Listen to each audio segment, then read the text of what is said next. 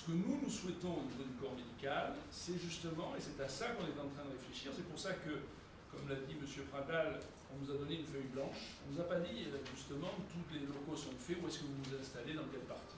Vous avez une feuille blanche, et notre problème c'est de définir déjà, sans s'occuper des locaux, comment est-ce qu'on veut fonctionner.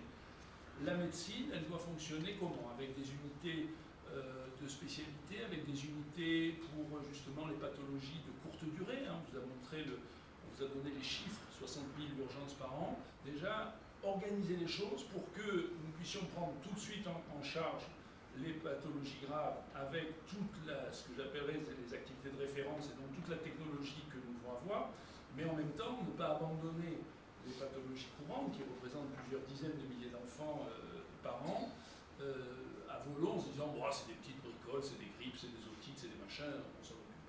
Donc il faut déjà qu'on gère cette double chose. Ensuite, il y a le problème des consultations. Ensuite, il y a le problème de la chirurgie ambulatoire. Comment est-ce qu'on fait des circuits, etc. Et donc notre travail aujourd'hui, c'est de donner justement une feuille de route à nos administrateurs, d'habitude c'est l'inverse, donc c'est plutôt sympathique, en leur disant voilà nous comment on veut fonctionner.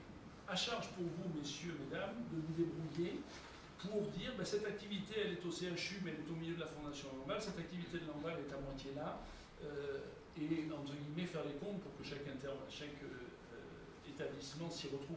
Mais ça j'ai envie de dire, nous, on ne s'intéresse pas à ça. Par contre, est-ce qu'effectivement, il faut que la réanimation pédiatrique, la réanimation néonatale soit l'une à côté de l'autre, parce que ça permet sans doute de mutualiser un certain nombre de choses. Hein. On vous a parlé du plan de retour à l'équilibre et de la mutualisation, enfin des contraintes financières, on en a tous. La mutualisation est un moyen de les compenser. Voilà. Mais effectivement, ça complique les choses. Ça complique les choses. Et justement, on est sur un projet qui est un projet, mais qu'on a quelques années pour réaliser, qui est un projet excessivement excitant, je dirais, pour justement savoir comment nous allons fonctionner, en sachant qu'on connaît les données du problème, un bâtiment ici, un bâtiment de l'autre côté, une passerelle entre les deux.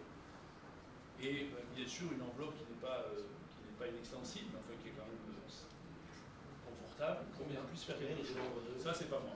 C'est les administrateurs, ça.